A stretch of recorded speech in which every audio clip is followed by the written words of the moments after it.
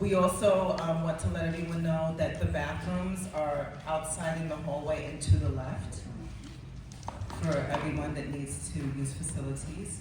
Refreshments will be out the whole time. This event will be recorded, thankfully. We want to thank Black Westchester for being here on the case and recording for us.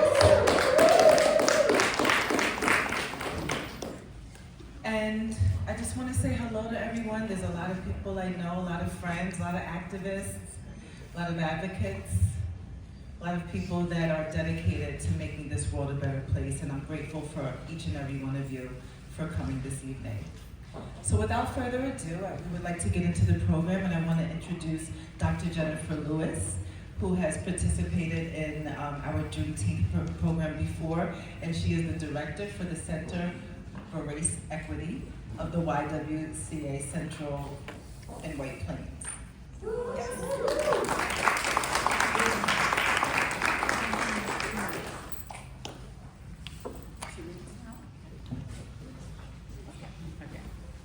Well, welcome everyone. Again, I'm Dr. Jennifer Lewis, and I just want to give a quick welcome to you for being here at the YWCA and how honored we are to host this program. So I have a lot to say, so I know that I can ramble, so what I did was wrote them. Okay.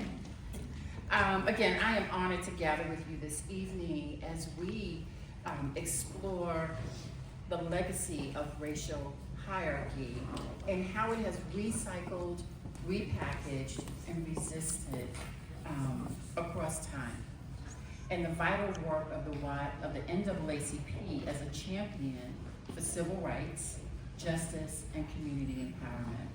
It's a little louder. Better? Okay.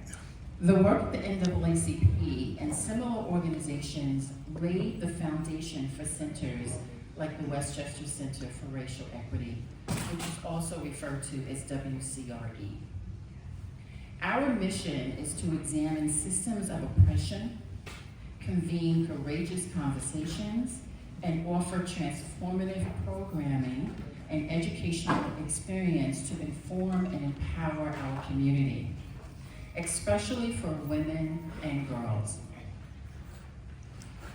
We are proud that 2025 has been a landmark year for this work.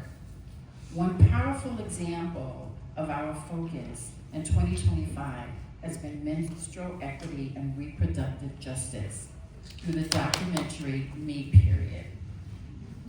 This year, in partnership with other organizations who share our mission, we shared the film with more than 250 members of our community. We distributed free menstrual supplies and facilitated a powerful panel featuring medical experts and community advocates. Together, we created a safe and affirming space for women to speak openly about menstrual health, sexual trauma, and the harmful stigma surrounding their menstrual cycles. This work matters because when we examine gender equity, we also examine health equity, economic equity, and racial justice. Just as we consider how race and justice intersects in women's lives today, we also look at the period immediately following the Civil War. History teaches us that slavery did not simply end, it was reinvented and replaced with new systems designed to maintain control. Policies such as black codes, discriminatory housing, inequitable education, and denial of health access are part of this continuum. And the NAACP has stood and continues to stand at the forefront of resisting those systems by advocating for citizenship rights, building legal strategies, and fighting for dignity and protection under the law. The NAACP and the Westchester Center for Racial Equity exists because resistance requires education, community, advocacy, and truth-telling. I thank you for being here this evening because our work depends on your presence, your voice, and your partnership. When you attend, engage, and support programs like this, and you uplift this work, you help us ensure that justice is not just a value, but a practice. So thank you for learning with us, growing with us, and committing to this journey. Together, we challenge systems that reinvent slavery by another name. Thank you. Thank you for being here.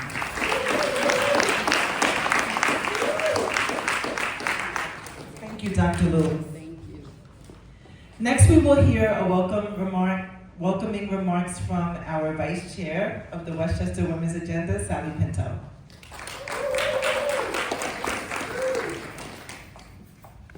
Good evening. I give you all credit. It's cold out there, so thank you. Obviously, this is a very important time. Thank you and welcome on behalf of the Westchester Women's Agenda. My name is Sally Pinto, and as Vice Chair of the WWA, I'm representing Kate Permit, who is our past Vice Chair, and we have a current Vice Chair here, Jan Frack. I want to thank you for being with us this evening. Special appreciation goes to the YWCA of White Plains and Central Westchester for hosting tonight's panel event in their lovely space. For those of you who don't know us, the Westchester Women's Agenda, oh, there's Alyssa Keston, she's our other co-vice chair. For those of you who don't know us, the Westchester Women's Agenda is a 30-year-old coalition of more than 40 nonprofit organizations and 100 individuals who advocate on behalf of women in Westchester. We are a feminist, anti-racist, nonpartisan, diverse, all-volunteer nonprofit organization. Many adjectives, right? Working to improve the lives of women throughout the county. We advocate for racial, economic, and social equity and justice so that women who live and work here can thrive, succeed, and lead. WWA's work is grounded in research and built on collaboration and community action. We advocate for county and New York State issues by hosting educational programs, promoting important legislative actions and budget measures, and building coalitions with other organizations that share our goals. WWA advocacy spans multiple areas of women's lives, from female economic empowerment to improving health and mental health services, from strengthening immigrant rights to advancing housing programs, from promoting childcare, affordability to expanding voting rights, and much, much more. Over the past 10 years, WWA has been an intentional journey to advance racial equity, both within our own organization and to close disparities in resources and opportunities that exist among Westchester's communities. Our advocacy is conducted using this racial equity lens. Every 5 years, WWA publishes a Status of Women in Westchester report. The 2022 analysis put a spotlight on Westchester's racial disparities that need to be addressed. Expect a deeper analysis in 2027, which is around the corner.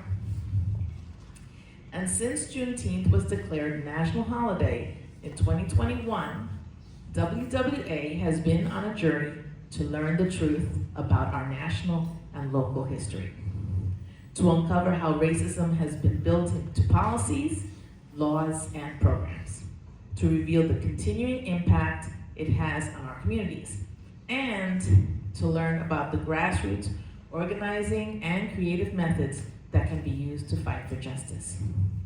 So, without further ado, to tell you more about that journey and how past WWA Juneteenth efforts have culminated in this evening, I have the pleasure of introducing the co-chairs of tonight's event, WWA's Juneteenth curator Tasha Young and co-chair Leslie Mazzota, who will tell you more.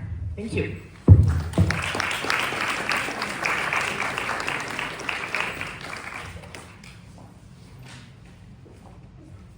Leslie.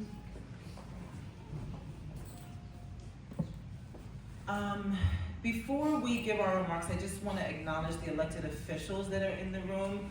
I see Assemblymember Steve Otis. Thank you so much for coming.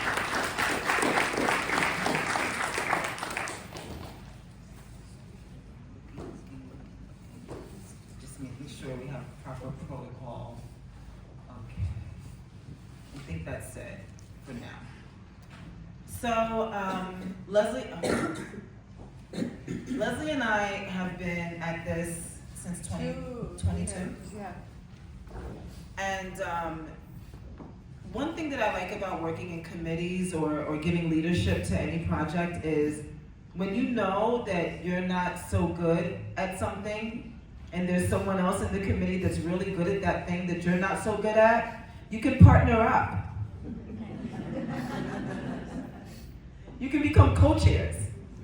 And I'm so grateful for Leslie's vision, for her attitude, for her willingness to support, for her tolerance. I think it has maybe something to do with both women of faith, but it's such a pleasure to work with her, and especially when you're concerning yourself around topics of race equity, and you can work with someone who identifies as a different race and find a path forward, even if you don't always know where that path is leading to or how to get to where you're trying to get to. So I just wanted to really compliment you and thank you for being a partner with me in this.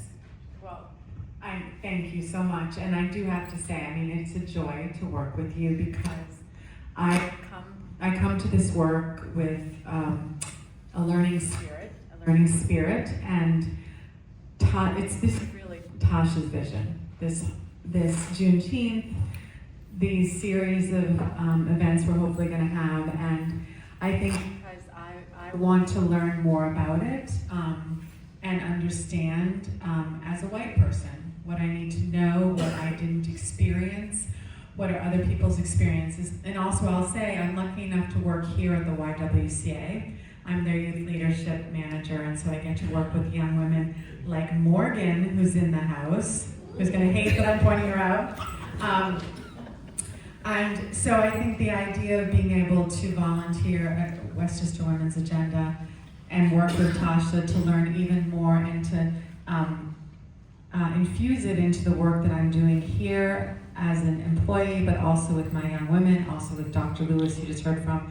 It's a joy, and I think the one thing I can really bring is a great organizational skill, which I kind of bring with everything I do, but she's the visionary, she's the researcher, she's the curator, and I'm so excited for you to see what she's created tonight. Thank you, Leslie. So with that, we are going to acknowledge another elected official who has walked in, who represents Westchester County District 8, which is the district that I live in. Her name is Jewel Williams Johnson, and Legislator Williams Johnson, could you please come up and greet our guests?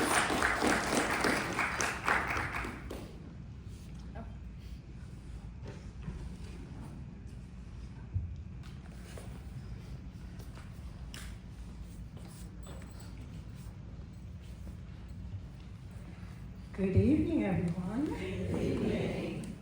How's everybody doing? Y'all can do better than that. Good evening, everyone. Good evening. There you go. So first, I want to sincerely thank Tasha and the Westchester Women's Agenda and all of our community-based organizations that are joining us this evening. I see Cindy from the Patient Justice Center. I see Janice, who from the NAACP, who was just inducted into the Senior Citizens Hall of Fame.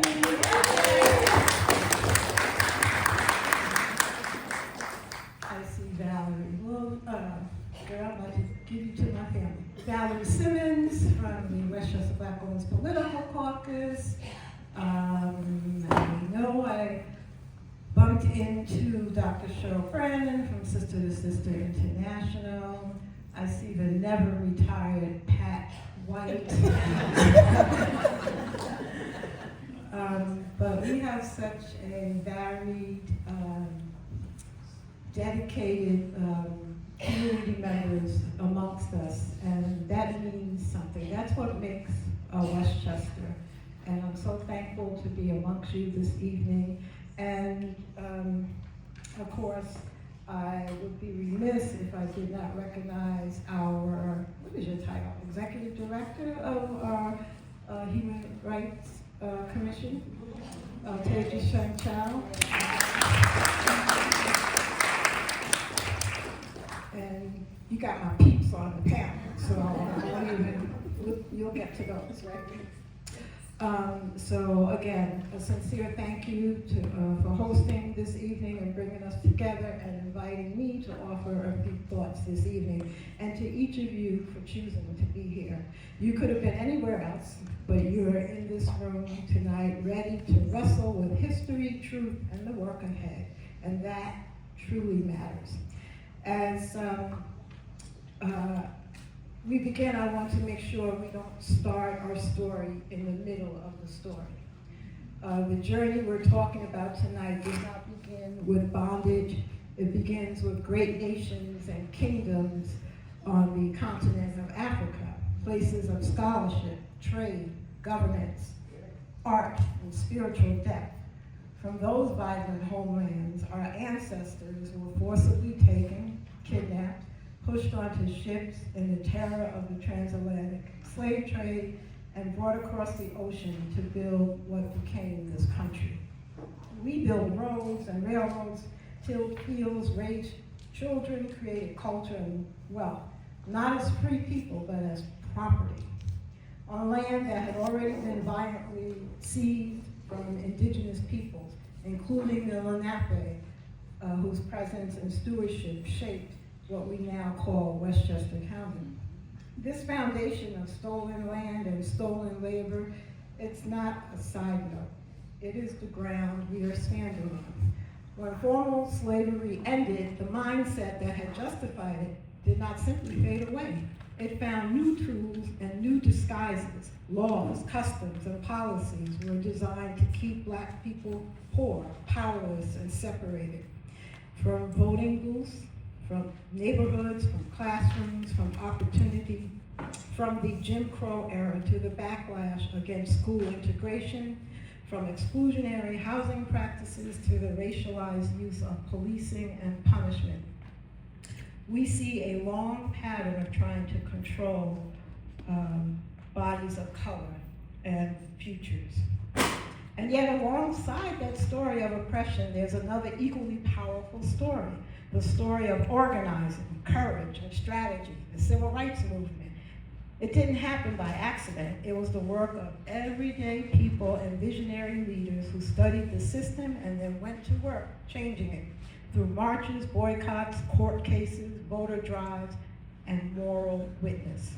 The NAACP has been at the heart of that work for more than a century, challenging unjust laws, building powerful local branches, and showing again and again that when we study our systems, we can push them in a different direction. That legacy is not just national, it is very much alive here in Westchester, where advocates, faith leaders, parents, young people, and elders have used that same spirit to confront discrimination in schools, housing, employment, and beyond. And I'm having a bit of surreal moment. I'll share a personal story. When we first moved to Westchester, I was entering the 4th grade. I love telling this part. It has nothing to do with nothing. But my mom was and if you know my story, you know that my mom's path and mine has intertwined, crossed paths all throughout. I always worked in nonprofit. She was the HR personnel training director at first Mount Sinai Hospital and then Columbia University Medical Center, where I retired from. She was the church clerk at St. Martha's and St. Francis and St. Martha's. I was the church clerk at Bethel. I mean, it's very funny.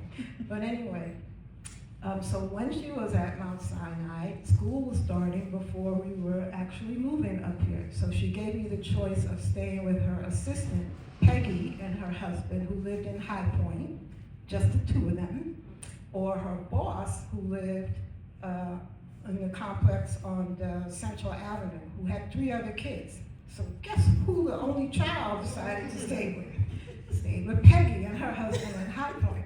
Her trying to do my hair every morning was hilarious. But she spoiled me rotten. We went to the diner every night for dinner and all kinds of great things. So that has nothing to do with nothing.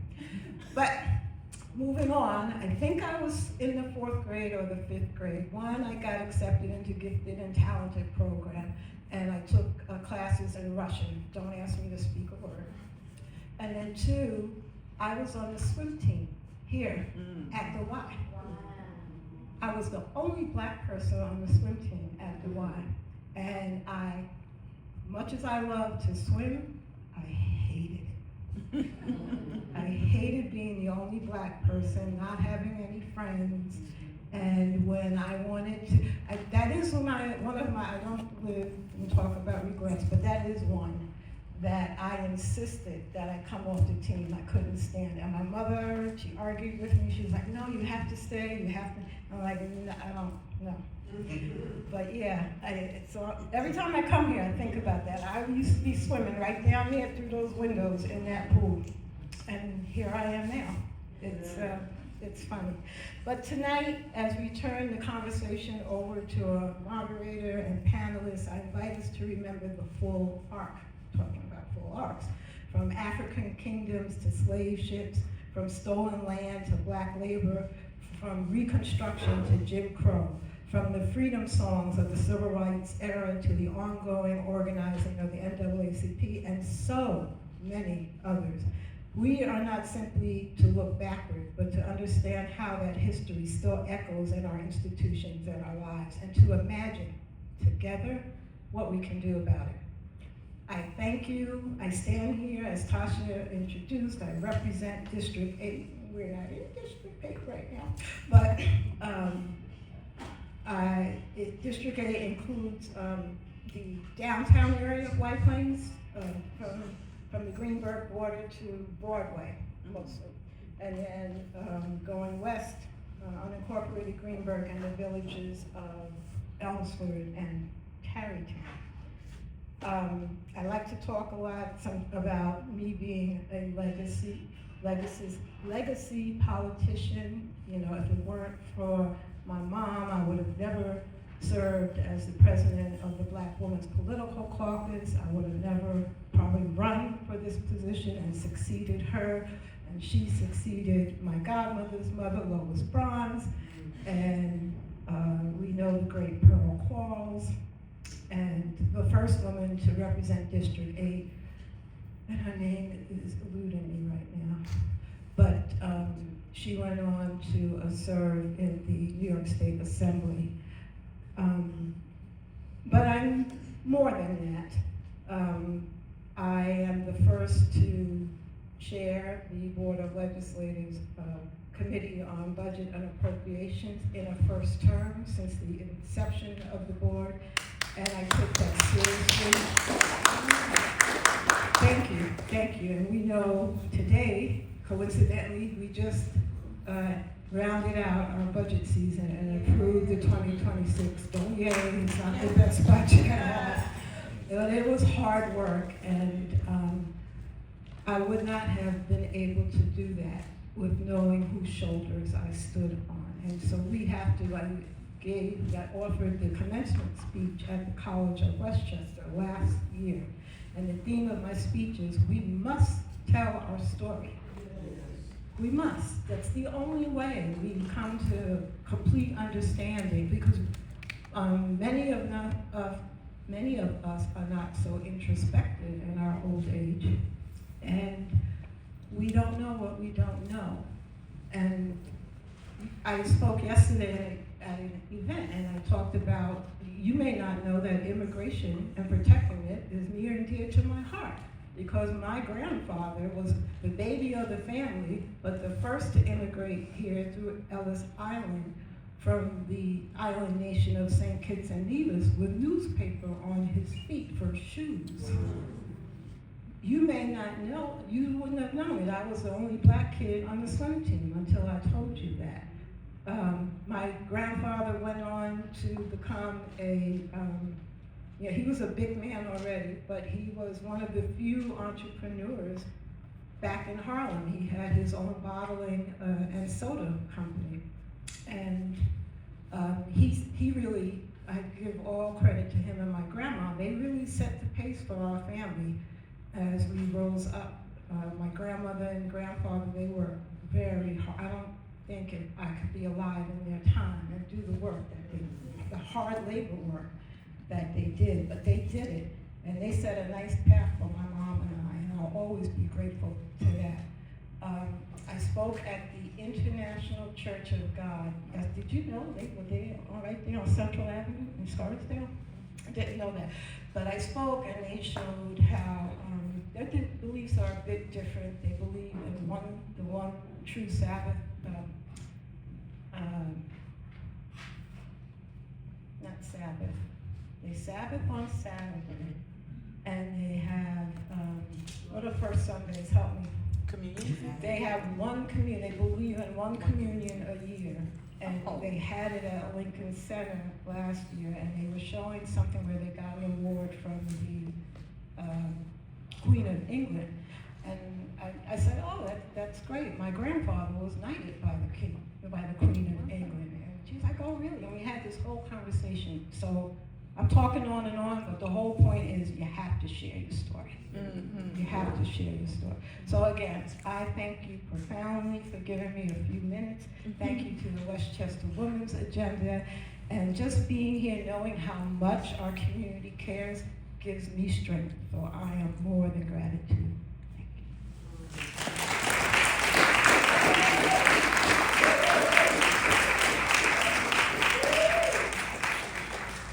Thank you, Legislator Williams-Johnson. If you are in an organization that is purposed with change making or advocacy or disrupting or justice, please stand.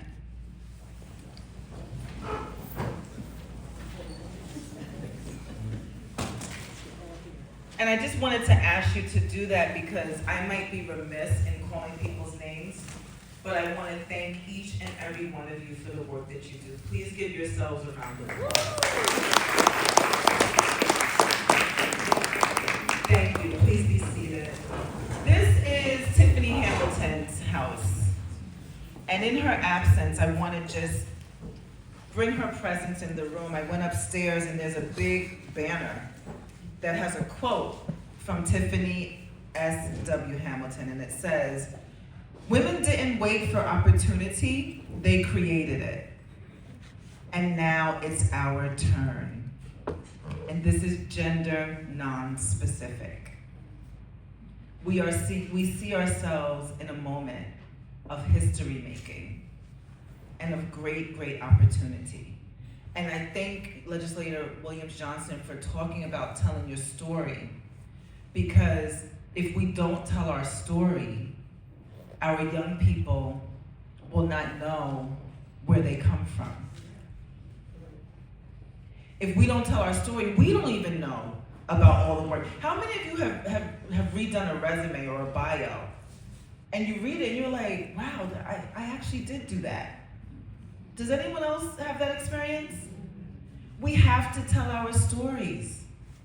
We have to record it as often as possible. We have to archive it as often as possible. Because when oppression wants to reappear and dominate, they want to erase the narrative that actually includes a lot of people that they want to oppress.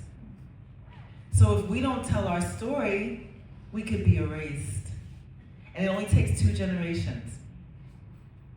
It only takes 2 generations. What we're doing now, 2 generations from now, they're not gonna have any idea who we are, unless we tell our stories. So without further ado, we do have a young person that has prepared remarks, and her name is Zaria Farrington. And Zaria, if you could please come up.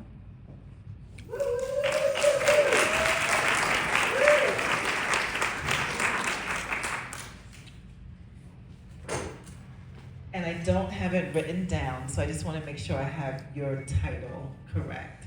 You are a member of? The Westchester Women's Agenda. So Zaria is representing Sister to Sister International's STEAM program, right?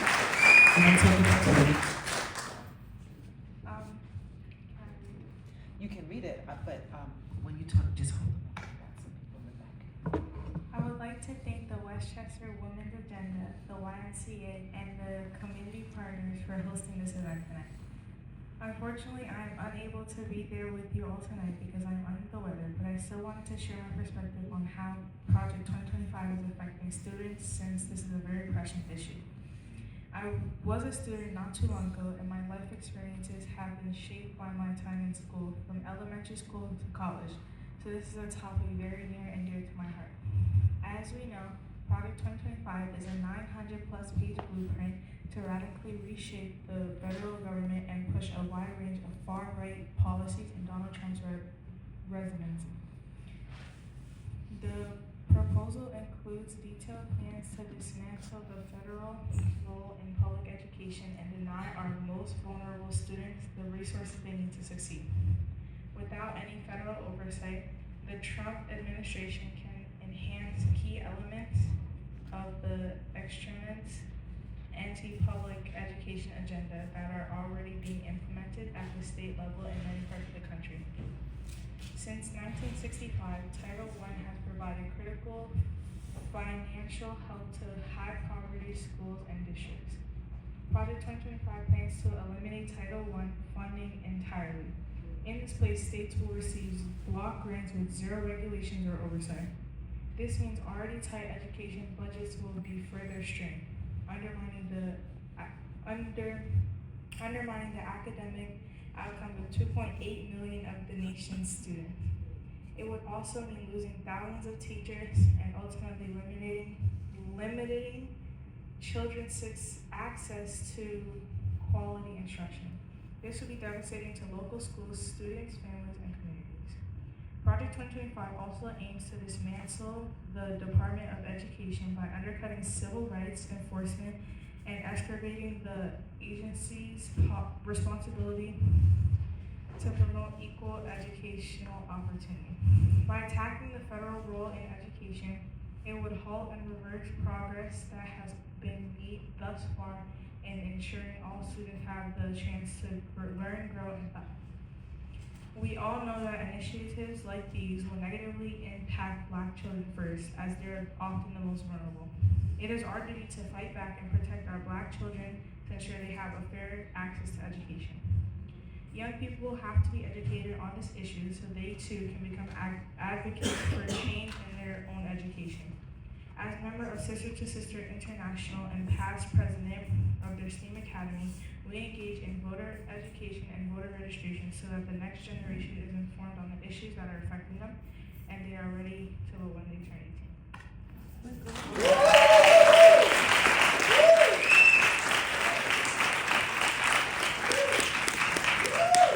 Thank you so much, Zaria. Zaria is in 8th grade. Let's give her another round of applause. And I want to humbly also ask everybody from the Juneteenth committee that's here, please stand. We're not all here, but committee members, please stand.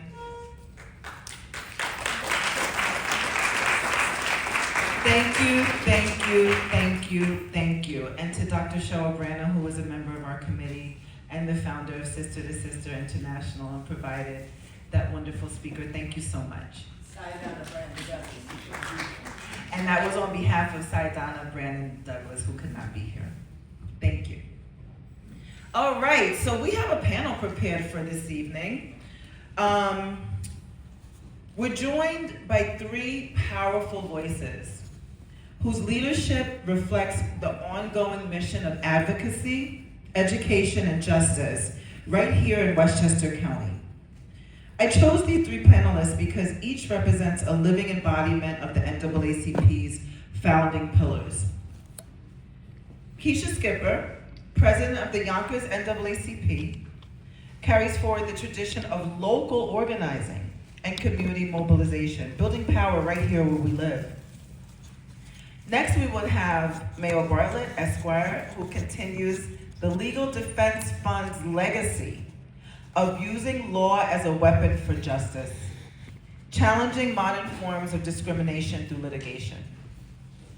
And our third panelist, Ingram Taylor, LMSW, leads Westchester AXO in investing in our youth, ensuring the next generation has the tools, recognition, and confidence to continue this fight. Please come up, panelists, and please give them a warm applause as they make their way to the table.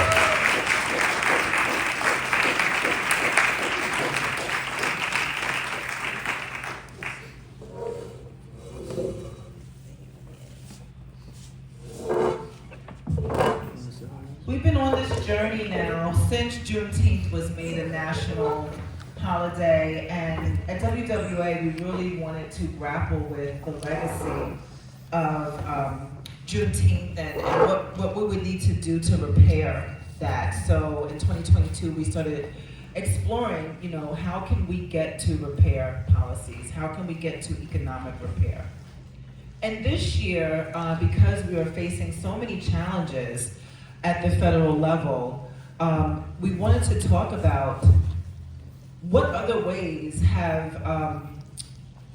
oppression mobilized to get people back into a place of subjugation and enslavement. So with Resisting Slavery by Another Name, we wanted to look at not only the systems, but what was happening specifically in New York, because as we know, Juneteenth is a Texas and national story, right? But in New York, slavery was abolished in 1827, decades before 1865. So we had freed Black people in New York, in Westchester County. And we see how there was a Reconstruction movement that was met with the backlash of a redemption movement. And the racial terror that plagued this country against Black people. In New York, there was a movement called the Niagara Movement, which is the precursor to the NAACP. And we ran out of time a little bit, so I can't really tell you how excited I am about the work of the Niagara Movement. But when the Niagara Movement disbanded, it folded into a new organization in 1909 that was formed after a riot in Abraham Lincoln's hometown of Springfield, Illinois. So we had a terrible riot and massacre, and then we had organization. And there's more about that, but like I said, we're a little crunched for time, so we'll go back to the local. And when the NAACP was founded in 1909, it wasn't just a national organization.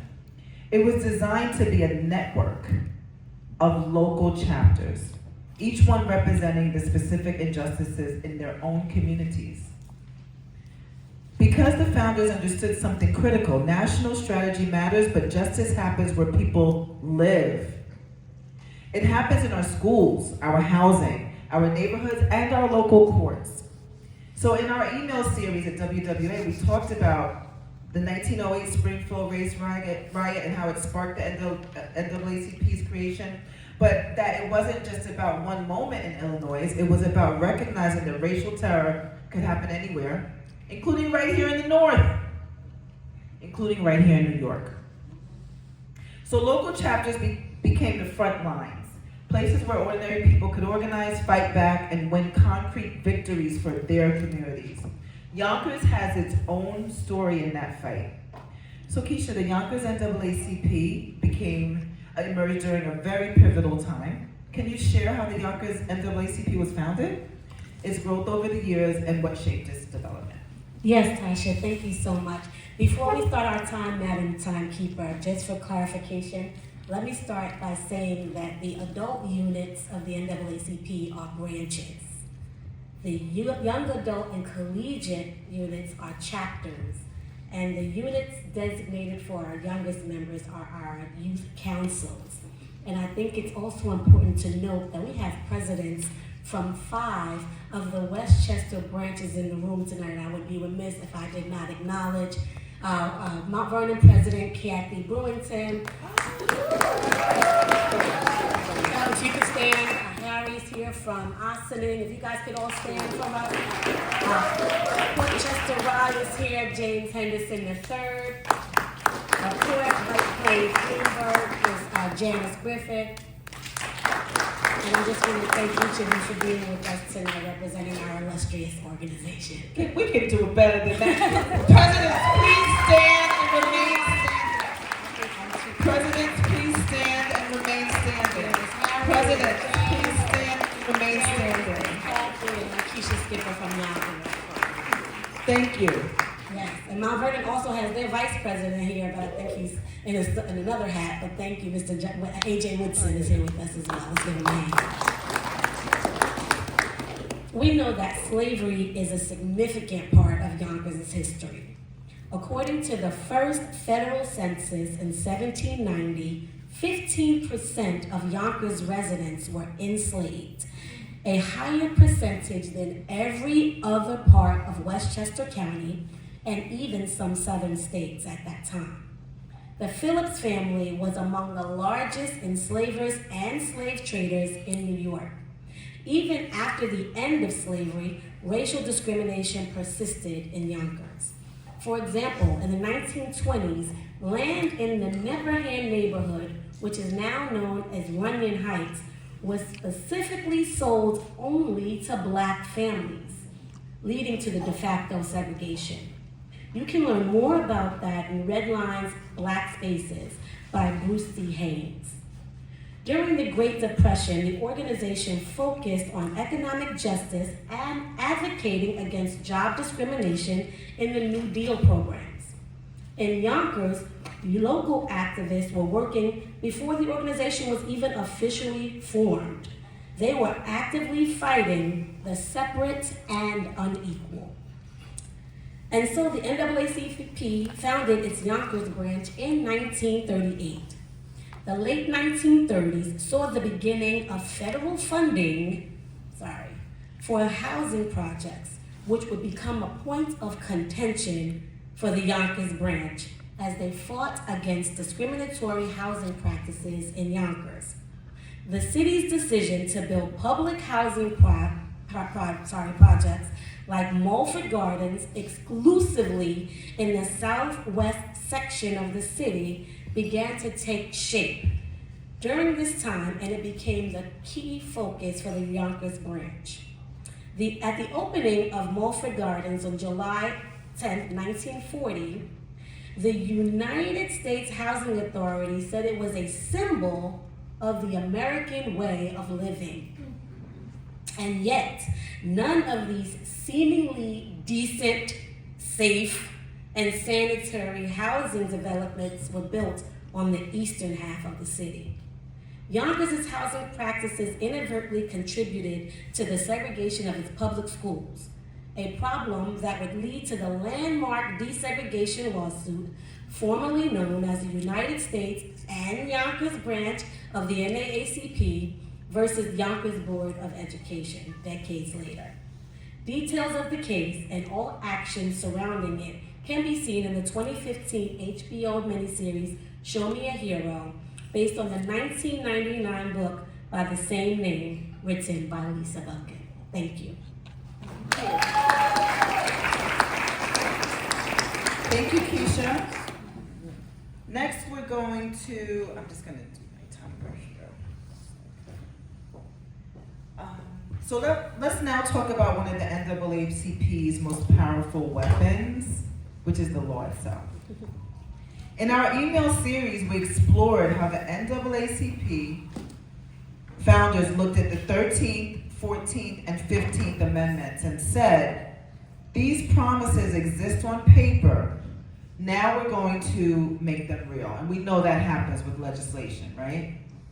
It might be on paper, but if you don't activate yourselves as people and work with the local electeds, it's not real. So the 14th Amendment in particular guaranteed equal protection under the law but segregation, lynching, and discrimination continued unchecked. So the NAACP didn't just protest, they sued. They built a legal strategy, case by case, state by state, until they reached the Supreme Court. That work led to landmark victories like Brown versus the Board of Education in 1954, which declared that school segregation is unconstitutional. And in 1940, they formalized that strategy by creating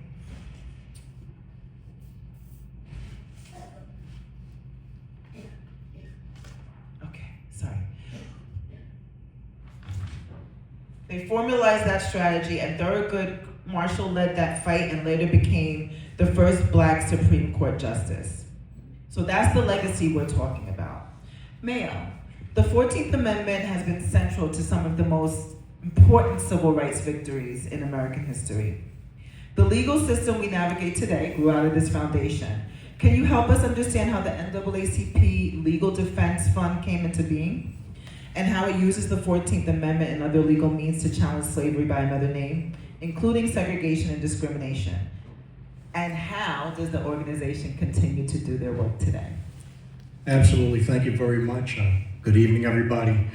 I'm going to be as brief as I know how to be. And I heard that in addition to the 3 minutes and 1 minute 30 seconds that Sandman is out here someplace with a cane and a hook for me. But look, I have to tell you that from time to time you hear people talk about the United States and they say, well, you know, how are we doing this? This isn't who we are. And I'm always just struck and in awe, and I say, well, who do you think we are? Okay, because if you look at the history of the United States, it's not an indictment of us in this room, but you know, you had at the same time founding fathers in every sense of the word who said all men were created equal and didn't believe that when they said that, because these were people who owned slaves. Women couldn't vote. Women, in fact, in the United States couldn't vote until after I would have been able to vote as a Black man. And we're not taught history. So we are taught a myth. And at the end of the day, the Legal Defense Fund in 1940, and just stop and think about 1940. So the United States is a very new, very young country. 1940 is a minute ago. My father was born in 1939. Okay, he just passed away on September 11th of this year, but he was still a pretty vibrant person. 1940 is not ancient history. However, in 1940, if you were to protest, Thurgood Marshall created the Legal Defense Fund, NAACP Legal Defense Fund, before he became first Black Supreme Court Justice. Well, he put his life on the line to do that. Okay, it wasn't like today where you can go to No Kings and go home, go stop at Buffalo Wild Wings on the way home and it's fine. Maybe sit next to the police officers even, right? So it was a different time. It was an age where, you know, right before Medgar Evers got killed for trying to do what we're talking about right now.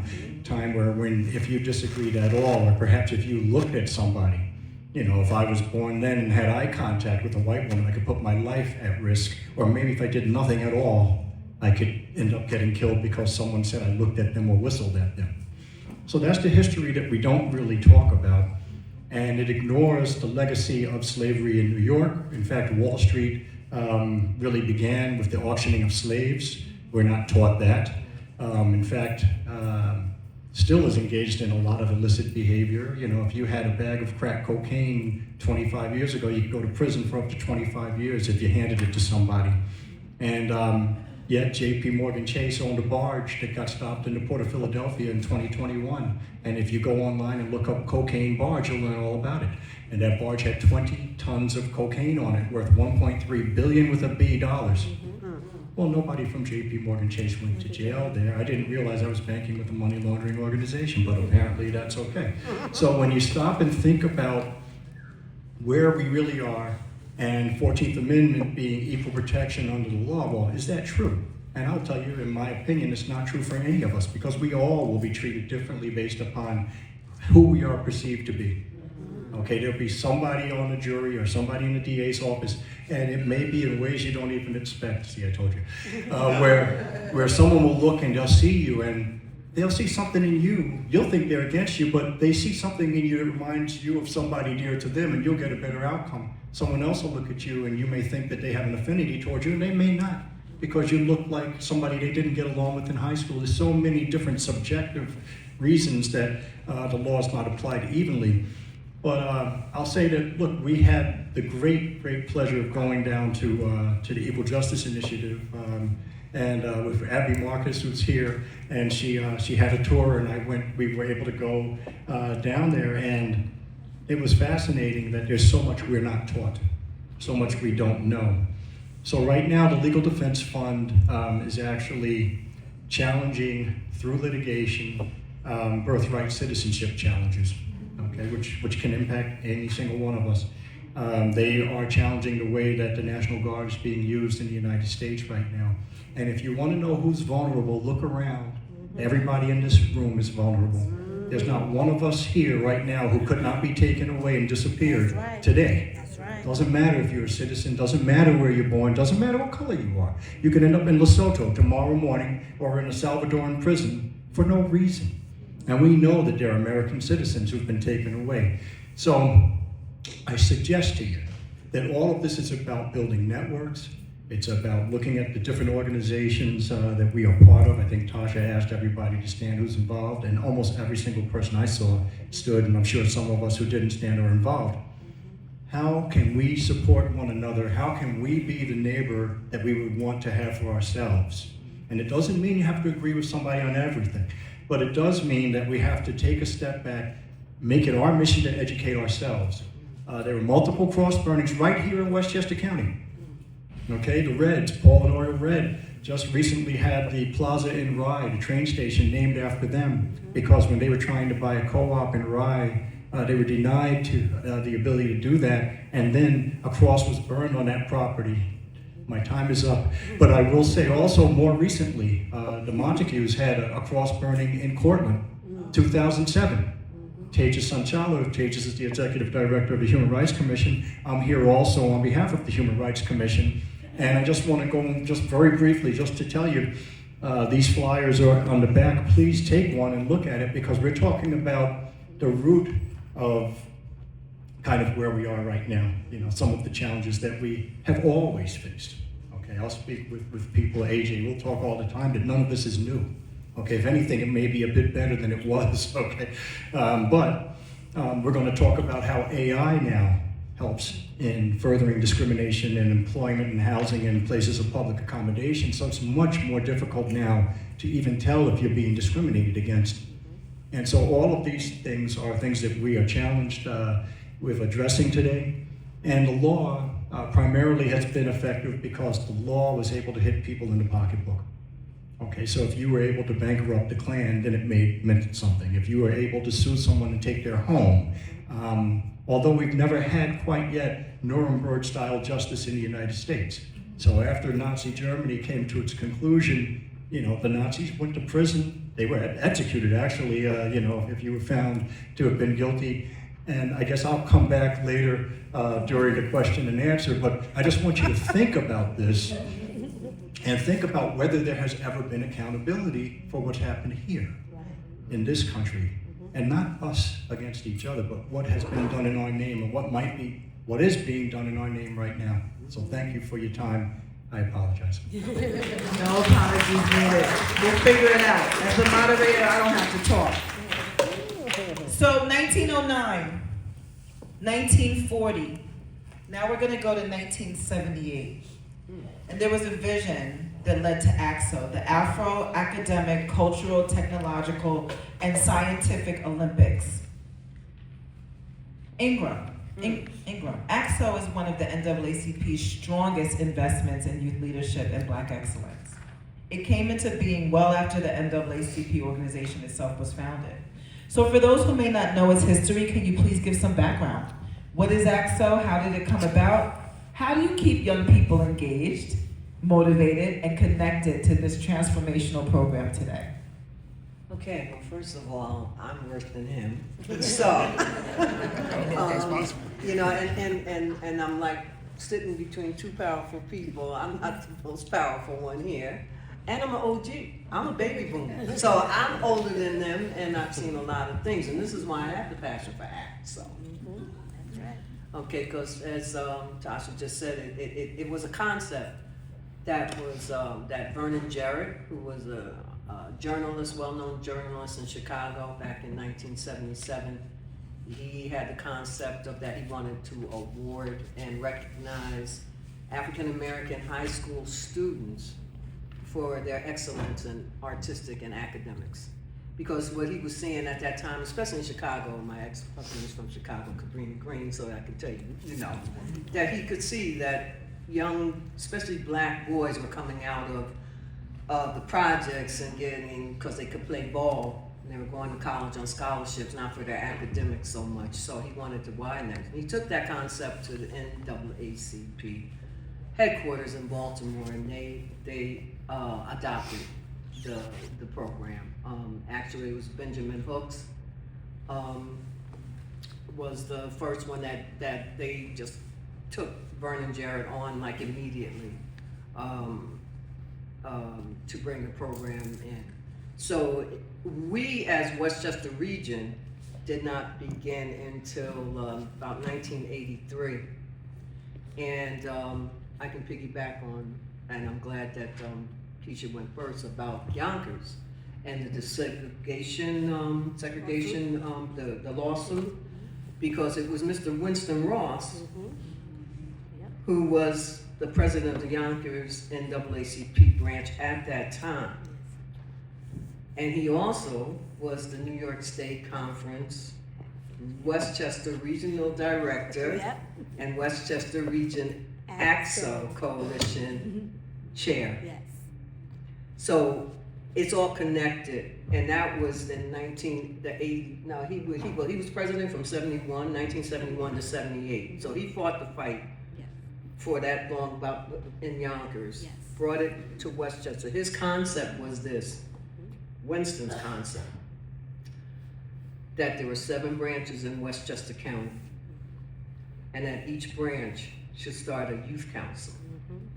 And then within that youth council, those high school students that Mr. Jarrett wanted to recognize would be a part of the youth council, and they could put on a regional competition every year and have these students compete. AXO is, when you compete, we have 5 areas that you can compete within. That's STEM, humanities, performing arts, visual arts, and entrepreneurship. And there's 32 different categories within those areas. Now, back in 1977, the first, 78, the first competition in Oregon, they didn't have that many categories, but that's how far it had built up. So, what Winston got his, his wish was granted. The branches came together. Now, I was 78, I was graduating from high school and stuff, but I really wasn't that involved in the NAACP as I am now. But I am a Rye resident, so I'm a part of the Portchester Rye NAACP from the time that I was out of high school.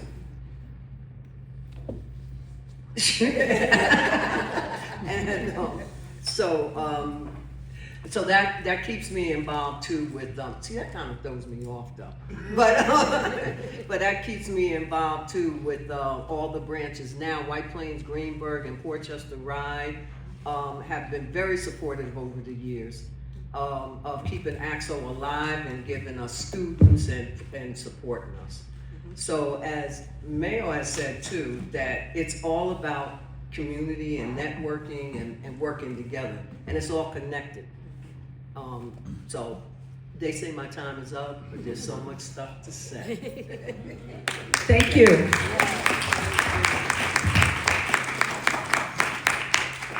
This next question is for all 3 of you. We want to talk about the creativity that we found in resisting slavery by another name. And given that creativity and finding new means of oppression, which we see happening today, what parallels do you see between the early 1900s era and the social political climate we're living through today? What is the same and what is different? And we're going to start with Keisha.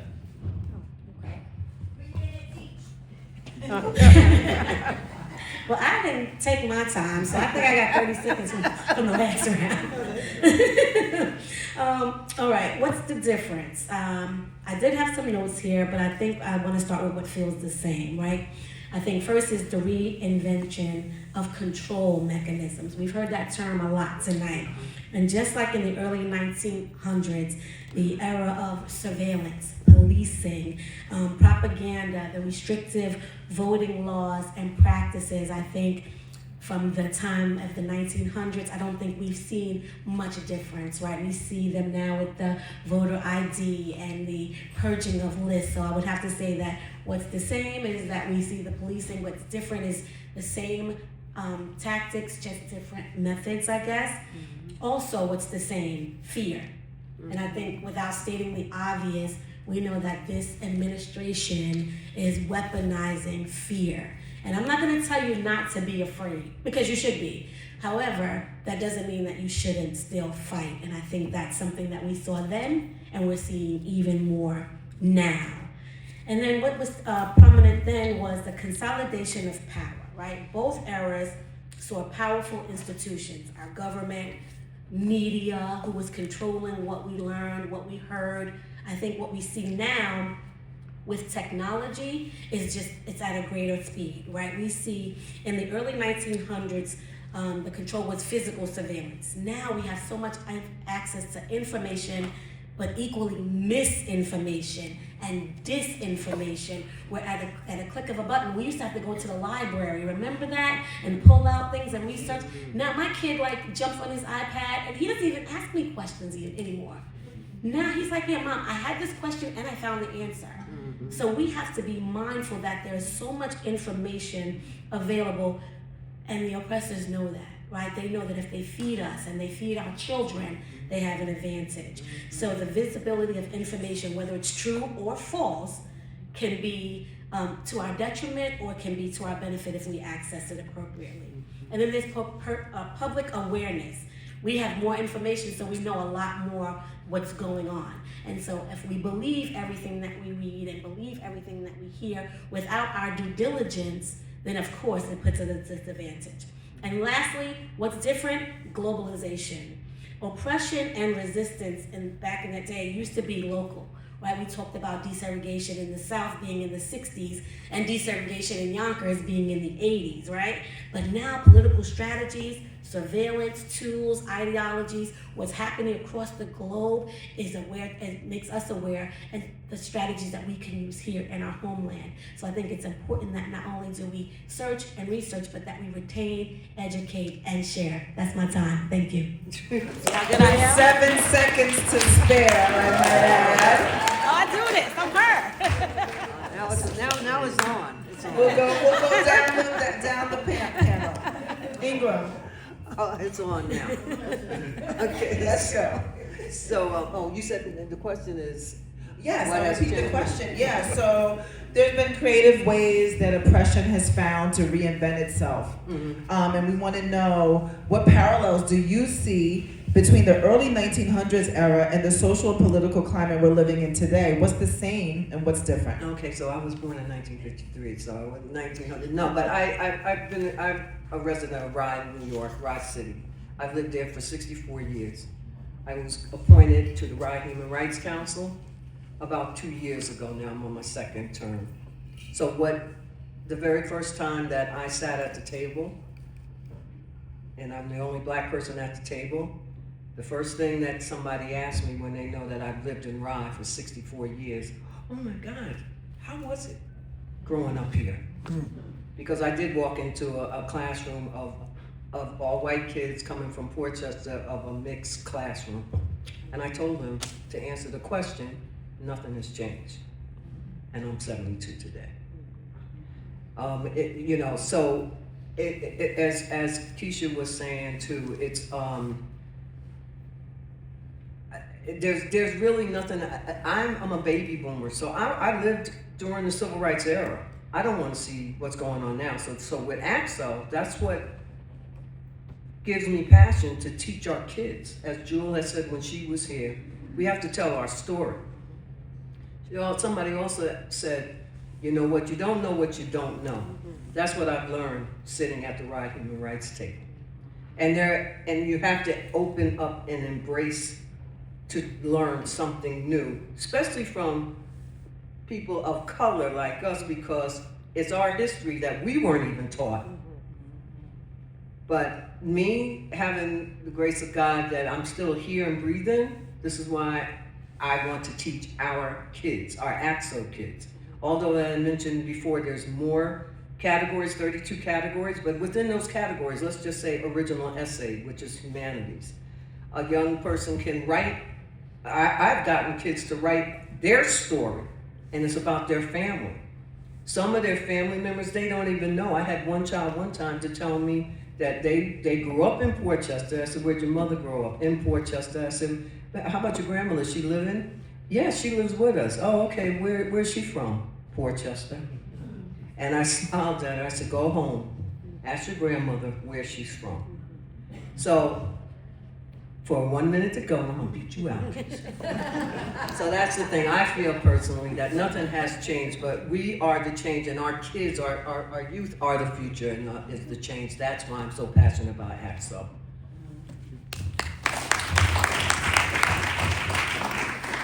40 seconds to spare. Ingram yields her time to me, so. So you got 47 seconds because you can take mine. So what's changed in my mind is this. In 1940, you knew where you stood. In 1940, as a black person, you didn't go into a white neighborhood unless you had a good reason to be there, and that was during a particular amount of time that you could be there, and you knew where to go, where not to go. You learned your history, you had a community that stood by you to protect you, which is why I'm probably here right now in the first place. Today, it's a very different situation. So in 1940, my father he grew up in Rye also, not in 1940, but in the early 50s, he was a student at Rye High School, so that was not a segregated school. However, today, New York City is the most segregated school district in the country.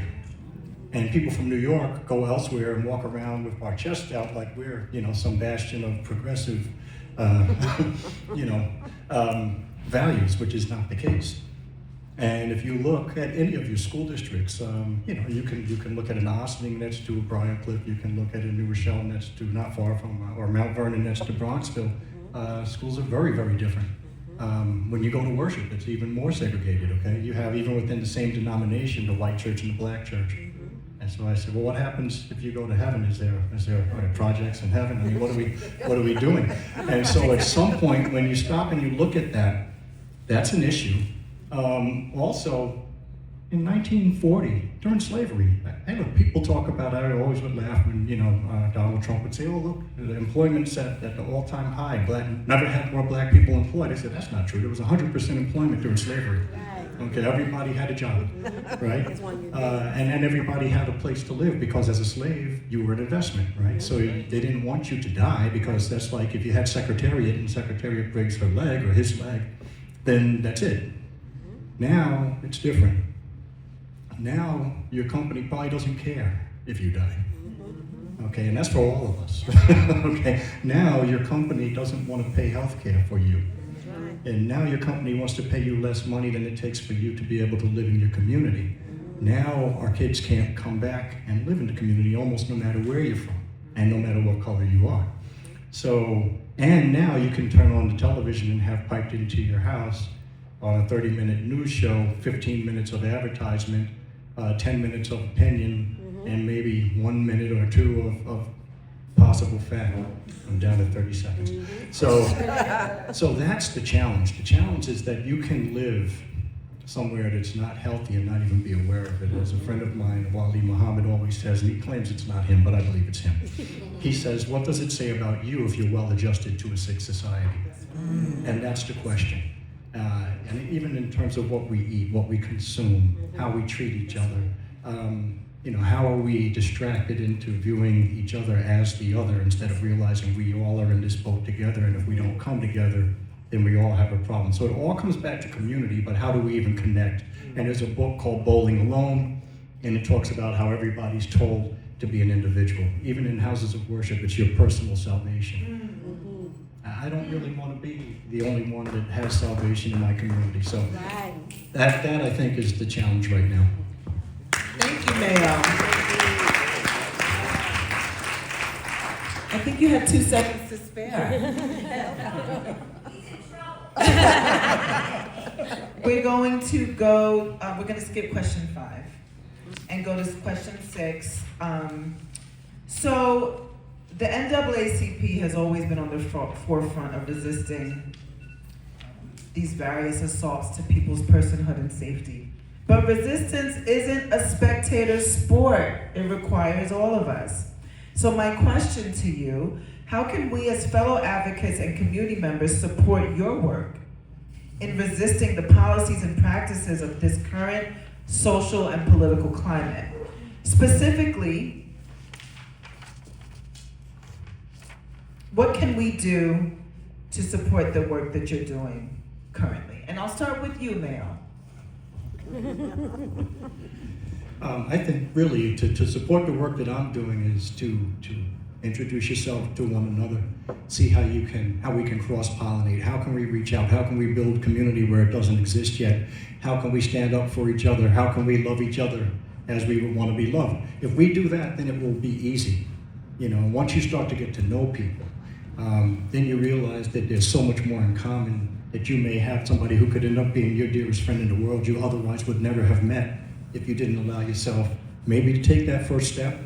Also to give the grace that we want, because you know we all have days that are better than others, and if we have a bad day, we don't ever want somebody to say, oh, you know, this defines you, that's it, just this one bad moment. But also educating ourselves and taking time to really look into what we're taught. And I was talking to a couple of friends. I mean, look, we were talking about looking at curriculum and talking to your elected officials. Why is curriculum what it is right now? And does that help prepare you for anything? So they said that an 8th grade education, I think, in the 1800s was worth more than sometimes a college degree today. And people have more actual knowledge. So that's a shame. We have everything at our fingertips in a phone right now, or you can find it. But how do we really start to look for actual information? How do we look past, you know, a lot of the noise that's out there? How do we not allow someone to demonize your neighbor because they voted differently than you did, even though you know that you both go out and shovel the other neighbor who's in your driveway, and that you both love each other? Okay, so those are the things that I think we have to do. It's a challenge because things are constantly piped into our homes, and toxicity, in my opinion, is not just you know, in terms of food. It's what we listen to, what we see, what we give out. All of that is very important. Thank you. Ingram, how can we support your work? Okay, so with all the branches that are here, as I said earlier, White Plains, Greenburgh, and Port Chester Rye, I always keep saying them all the time because I've been chair now for 8 years. I've been with AXO committee for 20 years this year. So those 2 branches have been a solid, and I want all the other 5 branches in the spirit of Winston Ross, that we just come together and work together to help us. I have a few alumni now that are in their mid-20s and stuff that they're helping. If they weren't there for me, and our committee, Pat White, is on our committee. She's one of our big advisors and stuff. And so that if I reach out to you and I text you or I call you, let's talk, please, and partner and collaborate with us as White Plains and Port Chester does every year. I can always lean on them, and we've collaborated and done things together with the White Plains Greenburgh. If anybody remembers the debutante balls back in the 60s, Yeah. we redid it with the White Plains Greenburgh. That was awesome, and that's been years now. The lady that started that debutante, she was 100 years old, right? And we recreated it with 2 AXO students with the gown, and it was wonderful. It was wonderful. So if that's how I'm saying, asking for the support always, and for us to teach our kids our history. If I might call on you to come and speak to kids. We right now, Mayo has done things with AXO for me on the legal side in Mount Vernon a couple of years ago. Mayor Andino of Tuckahoe. brought her in, because she's the first brown mayor to come and talk to students, to give them, to see. And the one thing about AXO, I can tell you this, I've been on 14 trips, national competitions with kids. And when they come back, those that have done AXO the first time, one of the things, because some of them go to Rye High School, they go to private schools, the one thing they like is seeing people that look like them. And it has taken them to even want to go to an HBCU, and maybe not NYU. So, so just, if you can just reach out when I reach out, I'd appreciate it. Then reach back when she reaches out. Thank you. Thank you. To mirror what Mayo and Ingram have said, I know years ago, I think what we would have said is, how can you help the NAACP? Membership, right? We're a member-led organization, but I think we've learned, right? Membership for the NAACP is $30 a year. It's $2.50 a month, and we only get half of that. National gets the other half. So we get $1.25 of your membership. So that's like the equivalent of this, right? So instead of just joining our organizations, right, we want you to learn the Constitution and bylaws that govern our organization. We want you to come to meetings. We want you to join committees. We want you to become presidents of branches. We want you to engage and invest. We want you to commit to civic engagement and political action and education. Go to your school board meetings. Go to your city council meetings, because that's where the change happens. Yeah. We can sit and talk to each other, because I think we're preaching to the choir, right? Everybody in here knows pretty much what we were going to say. We are grateful that you're going to be here, but what we want you to do is take this information out to your communities. Tell your children and your grandchildren, your neighbors, the homegirl in the grocery store, your librarian, that there is a lot of work to do. We heard that young lady mention Project 2025, that 922 pages, which is a roadmap of the psyche of this administration, right? I'm not gonna tell you not to be afraid, but we need to be focused, we need to be intentional, we need to be strategic. How much time I got left? 1 minute and 33 seconds. In short, what we do is build community, right? We need to show solidarity. Your issue has to be my issue. Dr. King said, right? What affects one affects all. And Denzel Washington said, don't confuse movement with progress, right? He said that you could be running and going no place. So I think we need to be intentional in our messaging and work collectively. That's how you can help me. Go ahead, Mayor, want to take my last 30 seconds. I confirm my last 30 seconds. The one thing that I think is important that we sometimes overlook is that people think that if something happens to them, that, you know, the cavalry's going to come. It's not going to come, okay? We are the cavalry. And so when you look at your local organizations, it's important that we strengthen each of our local organizations. Each local NAACP has to be supported, not only financially, but as you said, Keisha, we have to actually get out there. If you have expertise that you can lend to the organization, get out there and do that. You know, everyone's not going to be a George Floyd. Okay, we represented Kenneth Chamberlain. He was shot and killed by the White Plains Police. They broke the door down, called him the N-word on tape, on a medical call, to see if he was okay. All right, nobody else came to take that case. Al Sharpton wasn't there. Legal defense wasn't there. No one's going to come. For you to get that case, for George Floyd's case, for you to know that, it was like winning the Hunger Games, because he was not the only person who went through that. There are thousands, hundreds certainly, of people who went through what George Floyd went through. That's the one that we happen to focus on. And the irony is that people right here in White Plains know more about George Floyd than they know about Kenneth Chamberlain. And Kenneth Chamberlain's a White Plains person. They made a movie about Mr. Chamberlain. Morgan Freeman was the executive producer. The Killing of Kenneth Chamberlain. Frankie Faison played Mr. Chamberlain, and it's an award-winning film, and people here don't even know about it. So that's the challenge, I think, is we have to really support our communities, get to know what's happening in our communities, hold folks accountable in our communities, and be accountable ourselves in our community. Thank you. All right, before we close with final comments from our panelists, what strikes me the most is piggybacking on what Mayo and so many others have said, and what Tiffany said upstairs. You know, we didn't wait for opportunity, we created it. The NAACP's founders didn't wait for permission. They didn't wait for perfect conditions, and their lives were on the line for speaking up, more so than ours are today. And they didn't wait for everyone to agree either, which you need to know if you're gonna work with people. That's a fact. You know what I'm saying? They organized, they litigated, they educated one another in their communities, and they built institutions that would outlast them. They found themselves in the moment, in movement. So that's what we're being called to do now.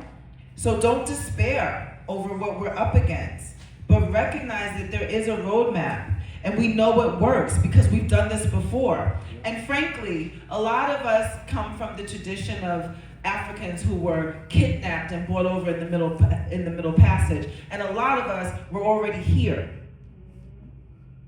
Because if you look in the records, you see records of freed men.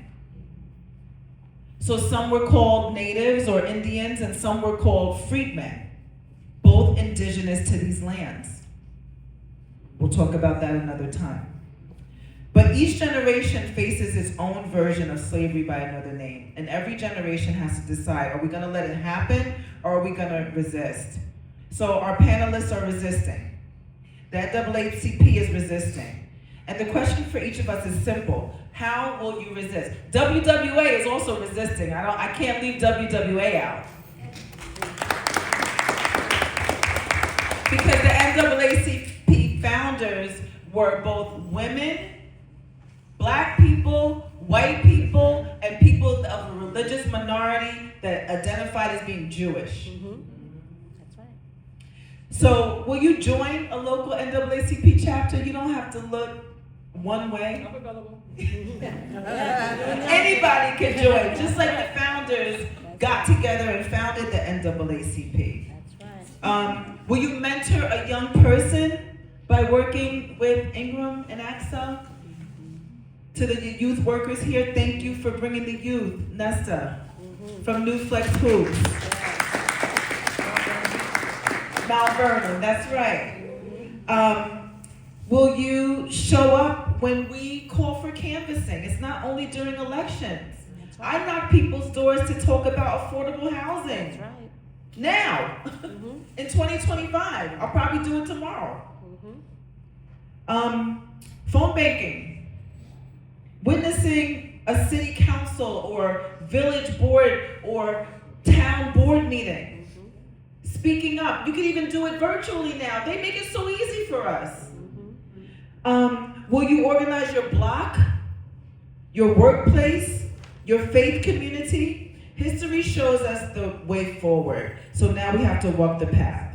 Now we're going to open it up to your questions.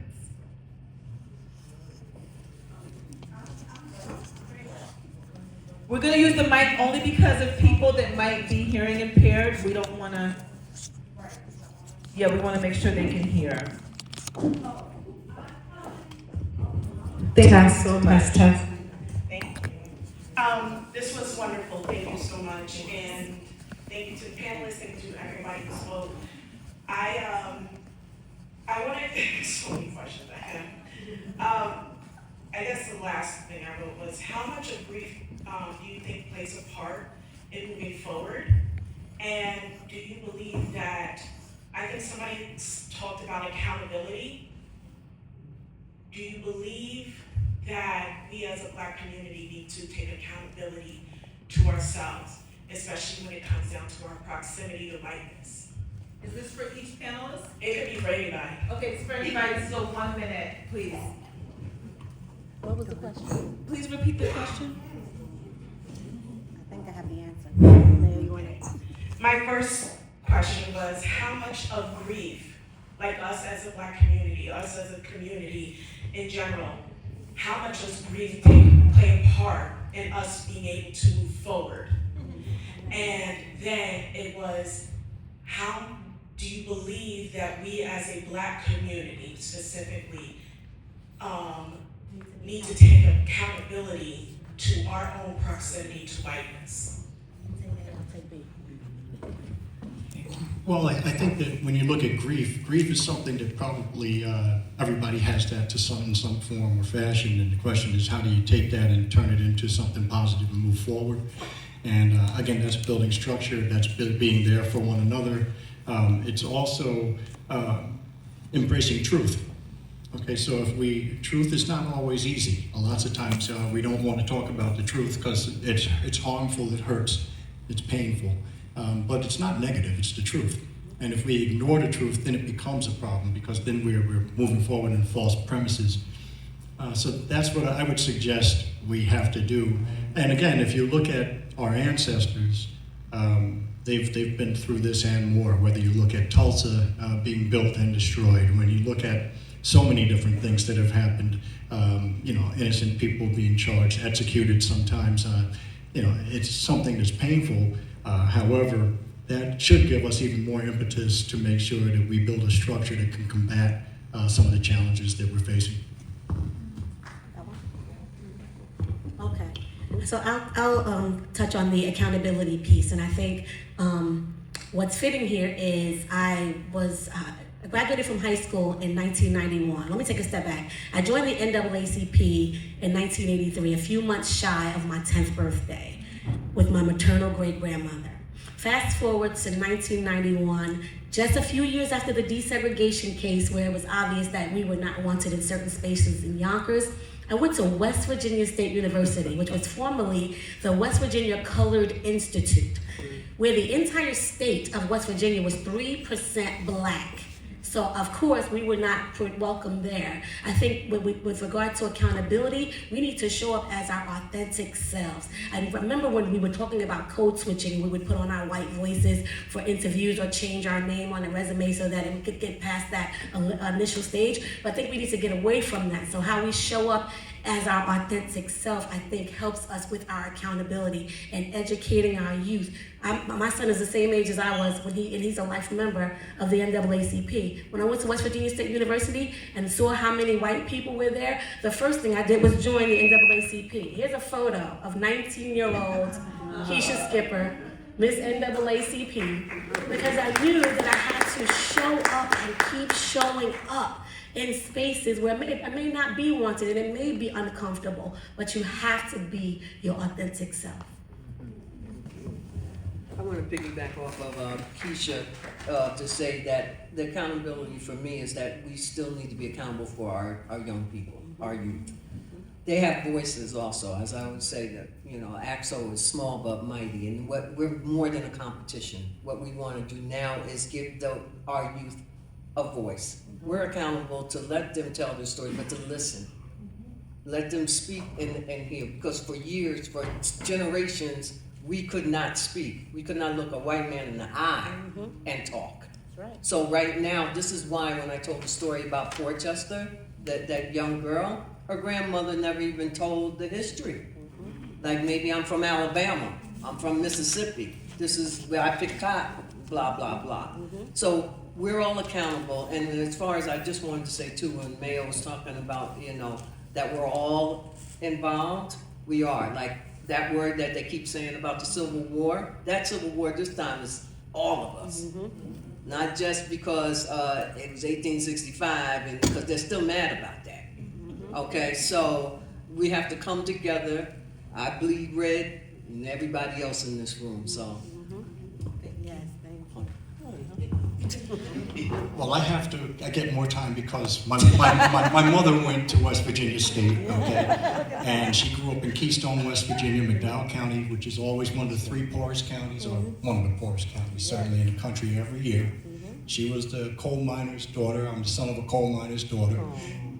But when you talk about accountability, okay, now if you look at it, and go home and look it up, okay, look up the mining wars. It talks about the miners who were bombed. It was the Free State of McDowell County where, you worked together because when you came out of the mine, you couldn't tell who was what race, okay? But at the end of the day, there was excellence, okay? And in my mind, that's accountability as well. So I had this lady who came out of this terrible place, really, where you died early just by breathing the air. That's right. But she was excellent, she was outstanding, she was a scholar, she made sure that my sisters and I did well in school, and it went on and played it forward for our kids to do well, and we had an understanding of expectation. Right. And so that's accountability. Accountability to me, again, is truth. If I'm wrong, I'm wrong. Right. If I'm not wrong, that's different, and maybe I'm wrong, I may not understand it, help me see that, Right. okay? But as long as there's some equity, and as long as we're treated fairly and the law applies to everybody, okay? It doesn't just apply to one person and not to another. Right. I can't interrupt, Mayor. I'm sorry. He's like a big brother. Thank you. So any other questions from the audience? Thank you. Come up. Good evening. My question to each one of you. In your own journey, when did you realize that racial justice work isn't just political but personal and it should be healing justice? When did I realize? She said each of you. Yeah, what was the question? When did I realize that racial justice was personal? And should be called healing justice. So I think that for me, because both of my parents are deceased, all of my grandparents are deceased, I was reared by my maternal great-grandmother who's 98. So my grandmother was born in 1927. And so she grew up in a time where she didn't understand my boldness, my fearlessness, right? Because she grew up in a time where Mayo said you couldn't look a white person in the eye. There were certain things that you couldn't do. But I think having her inhibitions and reservations so present made me even more resilient, made me even more aggressive, and I guess made it even more necessary for us to ensure that the generations that followed didn't feel that same inhibition, that same reservation, that same not being good enough or not being able to say or feel or think how you want to feel, say, and think. And so I think for me that was probably at onset from birth. I was born into that space and capitalized, I guess, as much as possible. Hope that helped. Okay, so as I said earlier, I grew up in Rye, city of Rye, you know, and I'm still there 64 years later. So that was an eye-opener. But I always walked into the classroom, I didn't see no difference. You know, everybody also always hears that, you know, oh, I don't see color. You know, I mean, I knew I was a black little girl, 10 years old, walking into a classroom with white kids, but it was all about respect. And I didn't know the history of what I know now, because my mother did not teach me that, although she was a domestic worker and only had a 3rd and 5th grade education, my mother and father. They had no education, but they got to ride. They taught me values and how to be proud and black. In 5th grade, walking home from school, a little boy, a little Italian boy that lived around the corner, he called me the N-word. And I turned around and smacked him down. And that was the first and only time when I came to ride when I was in 3rd grade. Nobody had ever called me a name, and nobody has called me that since. But then when I got home, I got in trouble because my mother, Chut, explained it to me again. So I heal every day now because of what's going on politically in the social climate. And I want to heal for our kids. I'm just such an advocate for our youth, for what I went through too. For me, it was understanding, again, that my grandparents on my father's side were domestic workers, had limited education. I think my grandfather on my father's side taught himself to reading the Bible. On my mother's side, both of my grandparents had college degrees, and they lived in West Virginia. So my grandfather was a coal miner, died younger than I am right now, because that was the only job he could get. And my grandmother was a school teacher, but a school teacher in West Virginia didn't make any money, you know, so understanding the things they were not able to do, understanding that there were places where they couldn't live. My parents couldn't live, that my parents couldn't sit at Woolworth to get a bad sandwich, okay? And just understanding that that was their reality, and that I was born at the time where we were still passing civil rights legislation. So all of that was important to me. All of that allowed me to go to the DA's office in Westchester County in 1992, and at the time be only the second black person in the office.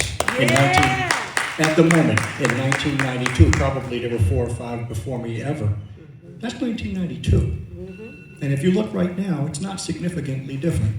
So all of those things play a role for me. My son went to Johns Hopkins and did very well there, graduated early, okay? And in one of his seminars, gave an answer, and the teacher said, oh, are you wearing blackface? This is recently, okay? Now, the beauty of that goes back to what we were talking about, building community. He didn't even have to discuss it. One of his white classmates reported that, and that instructor was gone. Okay, but the fact that that person felt comfortable saying that in 2020, 21.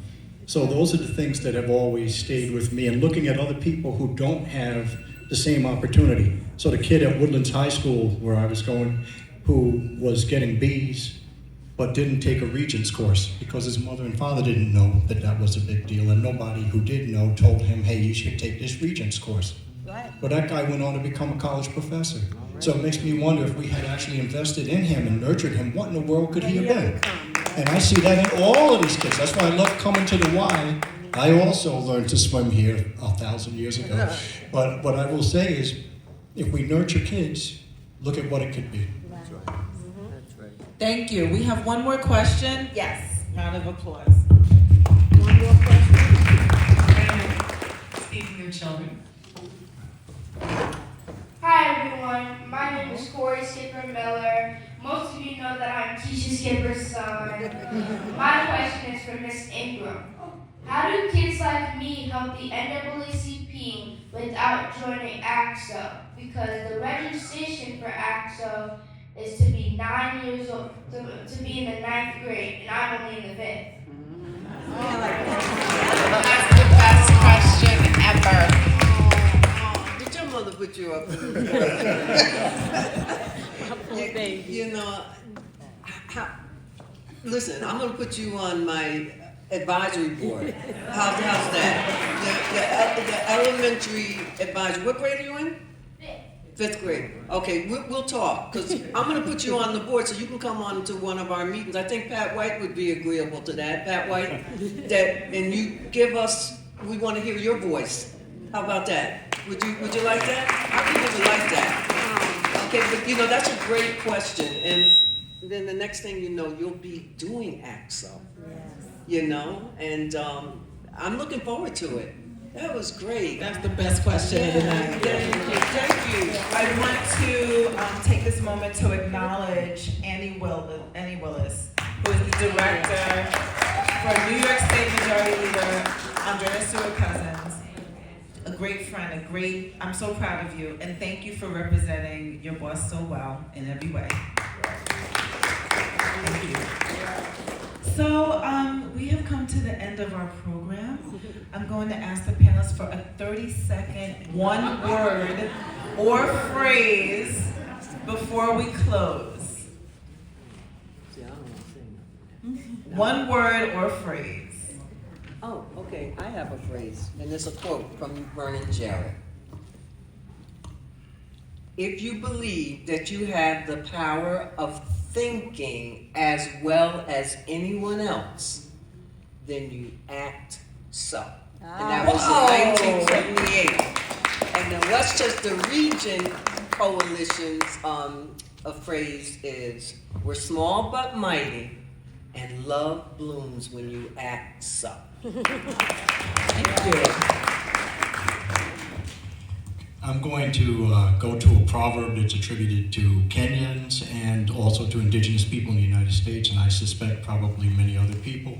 Tejas Sanchala's heard me say this enough that he could say it right now. It's that we do not inherit the world from our ancestors. We borrow it from our children. We had a wonderful ambassador. Your son is absolutely amazing. And so I just ask that we love one another and that we love each other's children again as we love our own.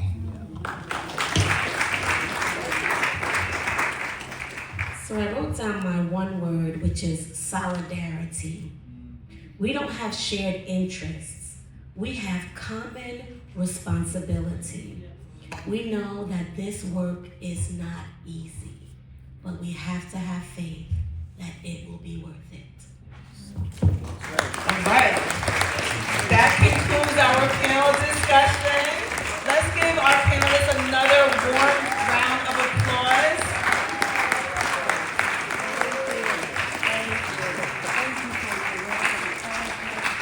Thank you so much.